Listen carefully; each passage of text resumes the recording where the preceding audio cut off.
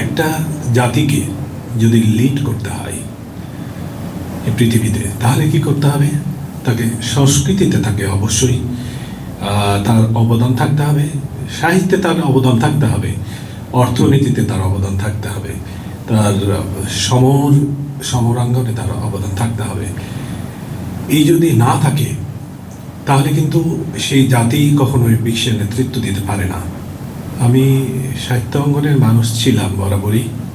চট্টগ্রামে আসার পর আসলে এই সাহিত্য অঙ্গনে আসা হয়নি আমার।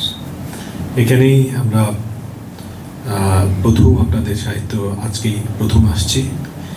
এর আগে আমার সাথে যোগাযোগ ছিল চৌধুরী গোলাম মাওলার, প্রায় 8-10 বছর আগে থেকেই ওনার সাথে যোগাযোগ। উনি মাঝখানে অসুস্থ হয়েছিলেন, তখনও আমি তার চিকিৎসা করেছিলাম।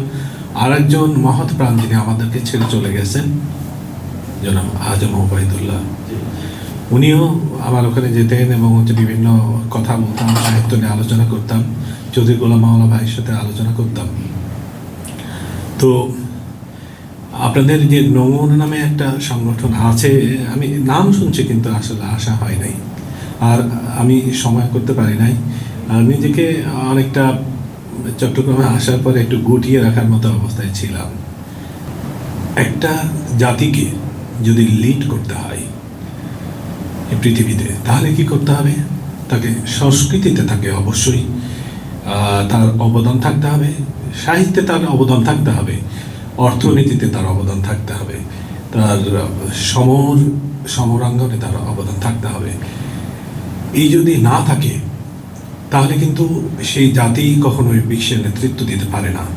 তো ইসলামকে যদি নেতৃত্ব দিতে হয় তাহলে অবশ্যই আমাদেরকে প্রত্যেকটা জিনিস, আমরা জানি যে আমাদের এই সংস্কৃতিতে আমরা অনেক পিছিয়ে, আমাদের অনেক কবি সাহিত্যিক লাগবে। সংস্কৃতিকে, এই যে সাহিত্য এবং সংস্কৃতিকে ধরে রাখে কবিরা, এই যে কবি নজরুল ইসলাম, এই যে ব্রিটিশ আন্দোলনের পিছনে তার অনেক অগ্রণী ভূমিকা ছিল। ওই রকম আমি এই যে যদি গোলাম মাওলার বইটা পাওয়ার পরে একটা কবিতা পড়লাম, এই যে 5ই আগস্টের যে অভ্যুত্থান, এই অভ্যুত্থান কিন্তু উনি এখানে করেছেন, মানে দৃঢ় মনে ধারণ করেছেন এবং তার কবিতায় লিখেছেন। যেমন শব্দগুলো একান্ত আমাদের হোক, আমি এবং আপনার, বিশেষত নিজের জন্য আমরা সবাই যে শব্দগুলো পছন্দ করি, সে শব্দগুলো আজও আমাদের হয়নি।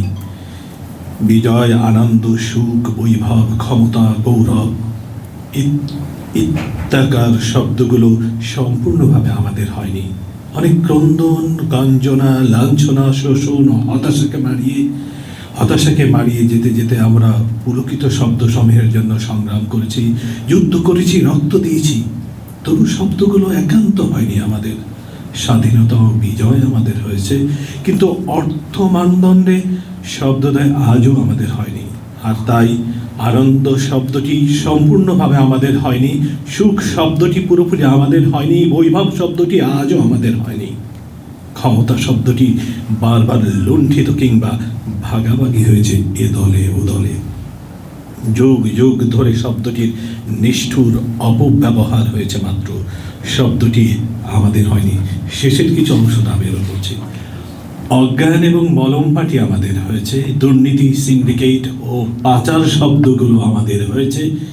তবে কি আবারও বিপ্লব আসন্ন? আবার কি নতুন কোনো যুদ্ধের প্রস্তুতি? 1857 এর সিপাহী বিপ্লব, 1971-এর মৃত্যুঞ্জয়ী সাহসিকতা, 1975-এর সিপাহী জনতার উদ্দীপন, 1990-এর গণতন্ত্রকামী দেশপ্রেম নিহত করানোর চেয়ে আমাদের চেতনায় সুদিনের হাত ছাড়িয়ে দিচ্ছে নতুন এক অন্য রাঙা ভোর। জানি একদিন স্বপ্নগুলো নিশ্চিতভাবে ধরা দেবে আমাদের আঙিনায়। এই নিবিড় প্রত্যাশায় আমাদের প্রগাঢ় প্রার্থনা, সুশাসন শব্দটি আমাদের হোক, সুশাসন শব্দটি আমাদের হোক, শান্তি, সম্প্রীতি, সৌহার্দ্য আমাদের হোক, সুখ ও প্রগতি আমাদের হোক, স্বাধীনতার প্রকৃত আনন্দ আমাদের হোক, বিজয়, বীরত্ব, বিজয়, সমৃদ্ধি, ক্ষমতা ও গৌরব আমাদের হোক। শব্দগুলো একান্তই আমাদের হোক। ধন্যবাদ।